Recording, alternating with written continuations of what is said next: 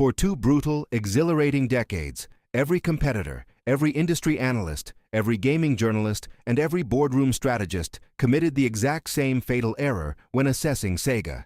They assumed the enemy was external, that Nintendo's iron grip on the living room, or Sony's technological ambitions, or the ruthless economics of silicon manufacturing would be the force that finally brought the Blue Hedgehog's empire to its knees. They were all profoundly, spectacularly wrong. The entity that destroyed Sega was Sega itself. Consider the sheer, staggering litany of self-inflicted catastrophes this corporation endured.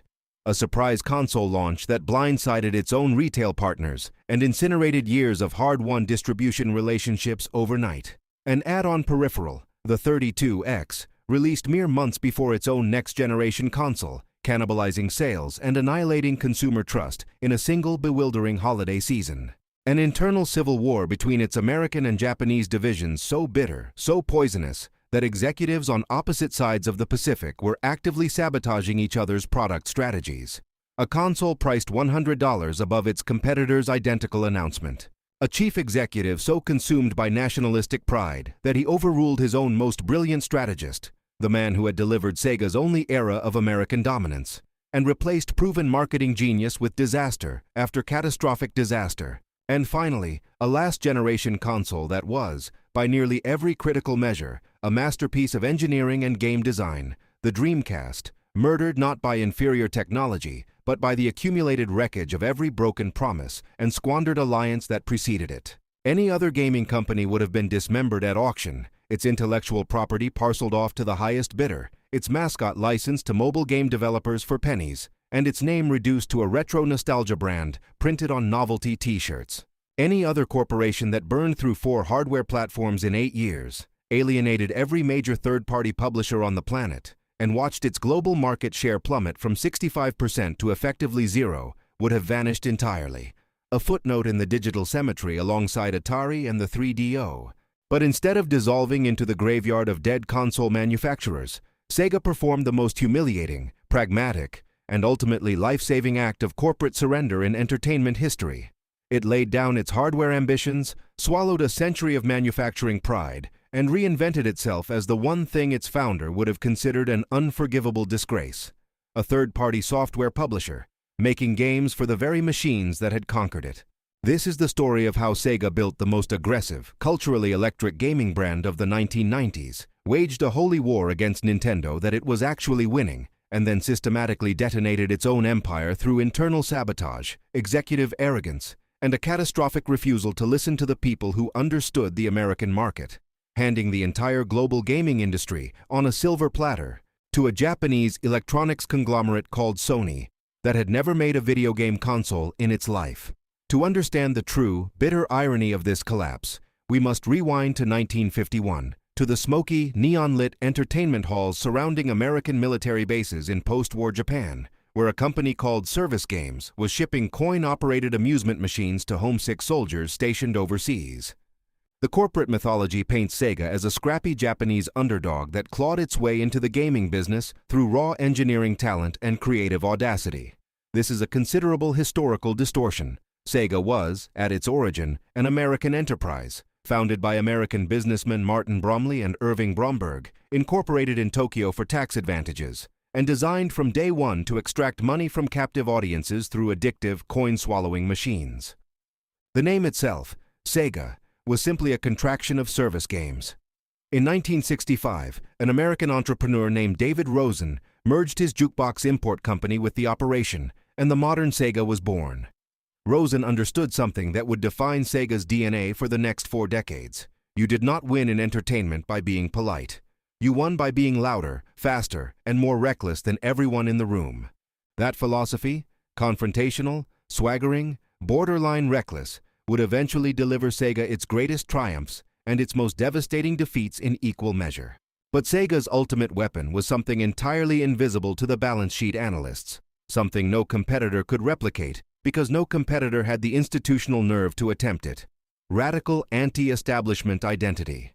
While Nintendo cultivated a wholesome, family-friendly image, Mario as the smiling plumber, games approved by the Nintendo seal of quality, a walled garden of sanitized, parent-approved entertainment, Sega positioned itself as the dangerous alternative. The cooler, older brother, the brand your parents didn't quite approve of. When Tom Kalinske, a former Mattel executive, was hired as president of Sega of America in 1990, he weaponized this identity with devastating effectiveness. The "Genesis does what Nintendo don't" campaign was not merely advertising. It was a cultural declaration of war, a direct, unprecedented, almost vulgar assault on the market leader that shattered every unwritten rule of the gaming industry's polite competitive norms. And it worked. Sonic the Hedgehog, launched in June of 1991, was not designed to be a mascot. He was engineered to be an anti-Mario, faster, edgier, impatient, dripping with attitude. He tapped his foot when you stopped playing.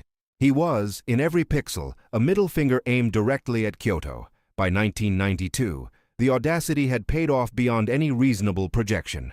The Sega Genesis commanded approximately 65% of the 16-bit console market in North America, an astonishing inversion of power in an industry Nintendo had monopolized with an iron fist since 1985. Revenue reached approximately $3.6 billion. Sonic was outselling Mario. Sega was not merely competitive, it was dominant, culturally ascendant, the defining brand of an entire generation of teenage gamers who wanted something grittier, faster, and more rebellious than what Nintendo offered. The company appeared poised to own the future of home entertainment, but the higher the ascent, the more devastating the fall. And the seeds of Sega's annihilation had already been planted, not by any external enemy, but by the very executives sitting in the headquarters in Tokyo. The catastrophe began with a strategic schizophrenia so severe it bordered on psychosis. In 1992, Sega released the Sega CD, a $299 add-on for the Genesis promising full-motion video and CD-quality audio. The games were atrocious, grainy, barely interactive film clips masquerading as entertainment. It sold roughly 2.7 million units and hemorrhaged credibility. Then, in an act of incomprehensible self-sabotage, Sega released the 32X in November of 1994, yet another Genesis add-on, priced at $159, positioned as a bridge to 32-bit gaming. Consumers were baffled. Retailers were furious. It sold fewer than 700,000 units. The devastating detail: Sega launched it just 5 months before its own next-generation console, the Saturn. They were cannibalizing their own product line and training their most loyal customers to distrust every announcement from Sega headquarters. But the real executioner's blow came at the Electronic Entertainment Expo on May 11, 1995. Sega of Japan, under direct orders from President Hayao Nakayama, overruled Sega of America's planned September launch and ordered a surprise release of the Saturn, effective immediately, 4 months early, at $399. Only 4 retailers, Toys R Us, Babbage's, Electronics Boutique, and Software etc., had units. Every other major retailer, Walmart, KB Toys, Best Buy, was excluded. Several dropped Sega products entirely. The launch library, 6 games. The Saturn's dual-processor architecture was notoriously difficult to program for, and third-party developers began abandoning the platform before it reached shelves. Then, in one of the most legendary moments in gaming history, Sony's Steve Race walked on stage, spoke a single word, $299, and walked off. The PlayStation would retail for $100 less. The console war was over before it began. Tom Kalinske had begged Nakayama to launch at $299 in September, with a robust lineup. He was overruled at every turn. By 1996, he was gone. His replacement, Bernie Stoller, delivered the eulogy at E3 1997. The Saturn is not our future. An acting executive publicly executing his own console while it sat on retail shelves. The Saturn sold approximately 9.5 million units worldwide. The PlayStation sold over 102 million. Sega staked everything on one final gambit. The Dreamcast, launched September 9, 1999, at $199. It generated $98.4 million in 24 hours, the largest entertainment launch in history. The games were extraordinary. Soul Calibur, Shenmue, Sonic Adventure, Jet Set Radio. The built-in modem pioneered online console gaming, but the damage was irreparable. Electronic Arts refused to develop for it. Consumer trust was shattered, and hovering over everything was the PlayStation 2, DVD player, backward compatibility, and the crushing weight of Sony's dominance. On January 31, 2001, Sega discontinued the Dreamcast. Lifetime sales, approximately 9.13 million units. The hardware division, the beating heart of Sega since 1983, was dead. Yet here lies the grand corporate plot twist.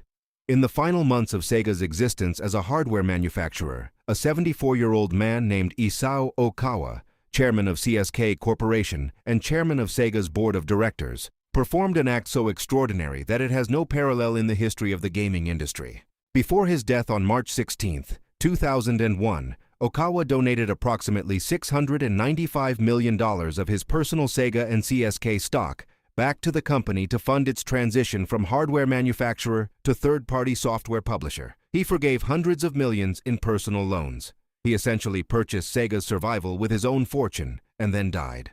The company that had spent a decade destroying itself through arrogance was rescued, in its final hour, by a single act of selfless corporate sacrifice. Sega restructured, shed its hardware identity, and began publishing games on PlayStation, Xbox, and Nintendo platforms. A humiliation that would have been inconceivable 5 years earlier. In 2004, Sega merged with Sammy Corporation, a pachinko and pachi-slot giant, to form Sega Sammy Holdings, a conglomerate where the majority of revenue now came not from Sonic the Hedgehog, but from Japanese gambling machines. Fast forward to the modern era, and the transformation is complete.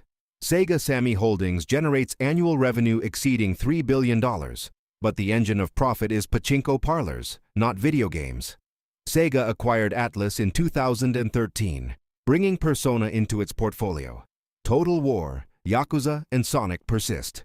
But the cultural identity that once made Sega the most dangerous brand in gaming, the swagger, the Genesis does what Nintendo audacity, exists now only in the memories of a generation that grew up believing the Blue Hedgehog could defeat the plumber forever. This was not a repositioning.